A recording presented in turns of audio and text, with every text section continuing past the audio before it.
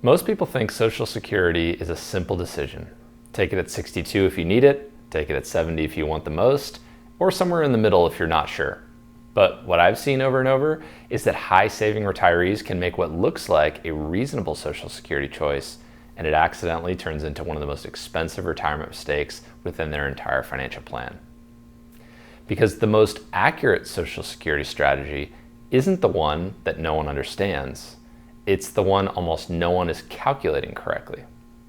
And the reason I'm making this video is simple. If you're nearing retirement with substantial savings in the bank, Social Security isn't just a benefit decision anymore. It becomes a tax decision, an investment risk decision, a longevity decision, and for married couples, a survivor decision. At the exact moment when small planning errors can quietly cost you 6 figures over a lifetime. My name is Justin Kuntz, a certified financial planner and managing director at Pacific Wealth Management. And in this video, I'm going to show you the Social Security strategy no one talks about, the one that's actually accurate, and why most break-even conversations miss the point. Specifically, we'll cover first the hidden reason break-even math is often the wrong math, and how that leads smart retirees to make confident decisions that are actually quietly flawed. And second, the 3 numbers that matter more than your full retirement age, and how one of them can flip your decision even if you're positive you already know what you'll do. Third, the Social Security bridge strategy that can make delaying feel easy without gambling on the market, and why it's usually the highest value move for people who've saved well. And finally, the married couple angle almost everyone underestimates, the survivor benefit decision that can permanently change the lower earner's future lifestyle. Most Social Security advice is built around one question: when's that break-even point? Meaning, if you take benefits early and you get more checks sooner, but if you delay, your checks are bigger. So people compare the cumulative dollars and pick the age where delaying catches up. That sounds logical, but it's not the most accurate way to choose. Because Social Security isn't just a stream of checks. It interacts with taxes, Medicare premiums, your investment withdrawals, and your risk exposure within the first decade of retirement. In other words, break-even math is often doing the right calculation on maybe the wrong problem. So here's a simple example. 2 retirees might both be deciding whether to take Social Security at 67 or 70. Retiree A takes it at 67, which reduces the amount they need to withdraw from their portfolio each year. Retiree B delays to 70, so they withdraw more from their portfolio for 3 years. On paper, that's just 3 years of bridge or bridge spending. But in real life, that bridge spending can come from very different places: taxable accounts, IRA withdrawals, Roth accounts, and it can change what taxes you pay, what Medicare premiums you trigger later, and what required minimum distributions look like down the road. If you compare Social Security checks in isolation, you can end up picking a decision that looks optimal while your overall retirement plan becomes less efficient. And that's what leads to what I think is the most accurate Social Security strategy that no one's talking about. You don't optimize Social Security by maximizing Social Security. You optimize Social Security by minimizing lifetime friction across the entire financial plan. Taxes, Medicare, withdrawals, survivor protection, and risk. That's the strategy. And once you see it that way, the conversation changes from when should I file to what filing age makes the rest of my retirement plan easier, safer, and more efficient. So let me give you the 3 numbers that matter more than your full retirement age. Number 1, your marginal tax rate now versus later. Most people assume that their taxes will be lower in retirement. They're not taking a paycheck anymore. Sometimes they are. But with larger portfolios, pensions, and eventually required minimum distributions, many retirees discover their taxes don't actually go down. They shift around, and in some years they actually can spike. So if you take Social Security earlier, you may reduce IRA withdrawals early on, and that can feel tax-friendly. But it can also cause you to waste those low tax years where you would have taken or could have taken IRA distributions or done Roth conversions at a favorable bracket before RMDs and higher income push you up later on. Delaying Social Security can sometimes create a clean window to intentionally realize income in a controlled way, especially in those early retirement years before Social Security plus RMDs stack on top of each other. Number 2, your sequence of returns exposure in the first 5 to 10 years of retirement. This is the risk that poor market returns early when you're withdrawing do outsized damage for the rest of your life. And Social Security is one of the only income sources in retirement that isn't correlated to the stock market. So delaying Social Security isn't just about getting a bigger check later on. It's also about buying a larger guaranteed income floor that can reduce portfolio pressure for the rest of your life, especially later on when you may want less volatility and less complexity within your portfolio. Here's the psychological reality most people don't account for. A plan that looks great on spreadsheets can feel terrible in real life if the market drops early and you're forced to withdraw more from your accounts along the way. A higher Social Security benefit later can function like a pressure release valve for that. Number 3, your spouse's future income if one of you dies. So this is one of the ones that gets ignored the most, frankly. And for married couples, the decision isn't just what's our combined benefit, it's what happens to the household income after one of us passes away or the first death. Because one Social Security check typically goes away and the survivor keeps the higher of the two benefits.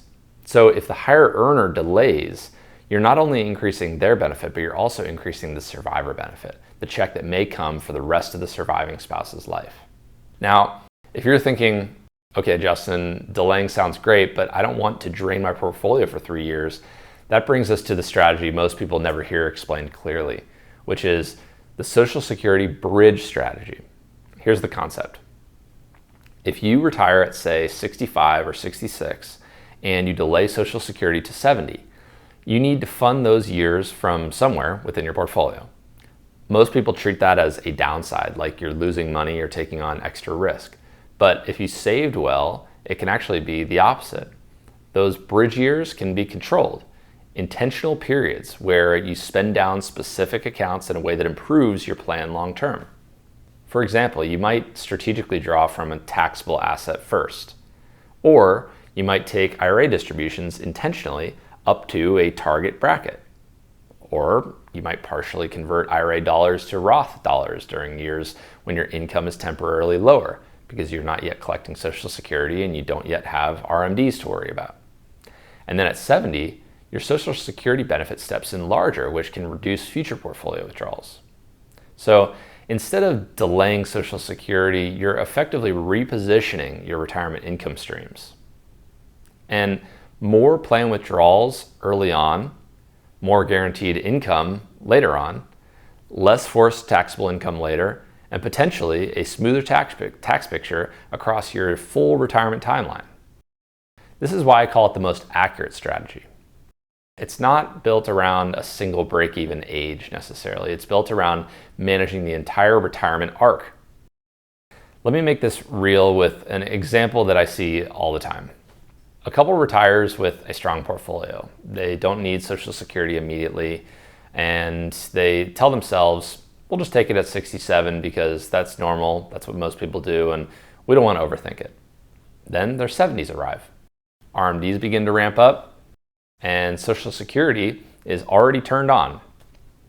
Now, they have two income sources stacking, plus whatever capital gains or interest exists within their taxable accounts as well within the portfolio.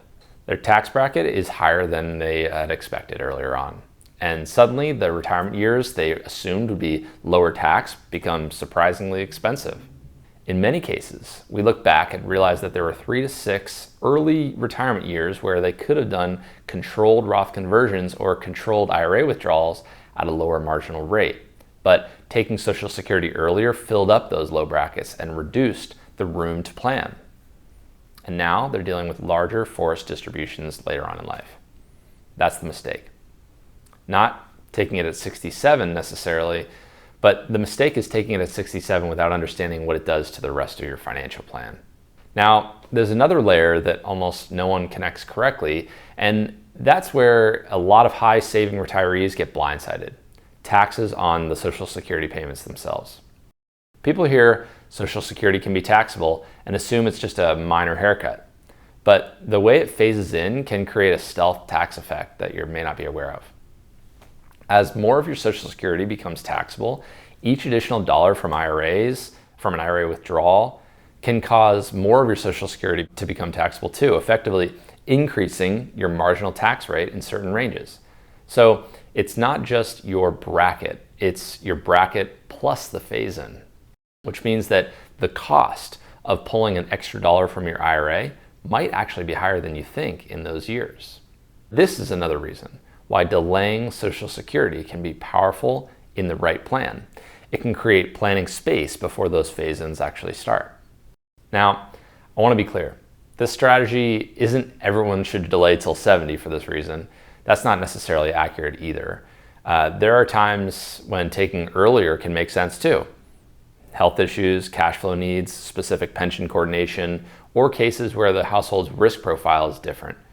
But the point of this video is that common decision frameworks are really too shallow, and they ignore the real levers of impact. So here's a practical way to think about it in terms of what accurate Social Security decision processes actually look like. Step 1, model your retirement plan in phases, not averages. Most people think in one long timeline from 65 to 95. But a better way is to break it into phases or chapters. Early retirement, before Social Security and before RMDs, that's your planning window. Mid-retirement, Social Security's on, but RMDs aren't on yet, the stability years. Later retirement, RMDs ramp up, potential healthcare changes come into play, the protection years. Your filing decision changes in each of those phases. And it changes each of those phases and the impact to your life. Step 2, choose a Social Security age that creates the cleanest tax and withdrawal path through those phases. Not the biggest check, not the earliest money, the cleanest path. Step 3, for married couples, treat the higher earners filing decision as a survivor benefit decision, not just a personal one.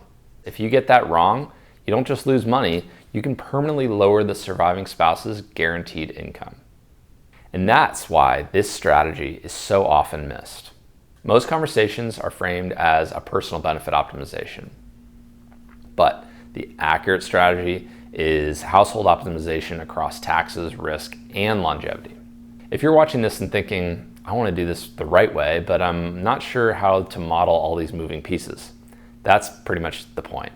Social Security is simple and usually looks simple on the surface, but the right decision is rarely simple when you connect it to the rest of your financial plan. So if you want help evaluating your best filing strategy as a part of your complete retirement income plan, so it's coordinated with your taxes, your investment withdrawals, and your long-term protection, there's a link in the description below to schedule a call with our team at Pacific Wealth Management, and we can help in the pressure test of your plan and your options to make your decision with clarity. Because when you get the Social Security right, it doesn't just increase a benefit or give you peace of mind, but it makes the rest of retirement a lot easier. Now let's recap the most accurate Social Security strategy no one talks about in one sentence. Choose your filing age based on minimizing lifetime plan friction, taxes, withdrawal stress, sequence risk, and survivor protection, not based on a single break-even chart. Once you start thinking that way, you stop asking, what's the perfect age for Social Security? And you start building a plan where the next 20, 30 years run smoother because the income decisions are working together instead of colliding. Thanks for watching.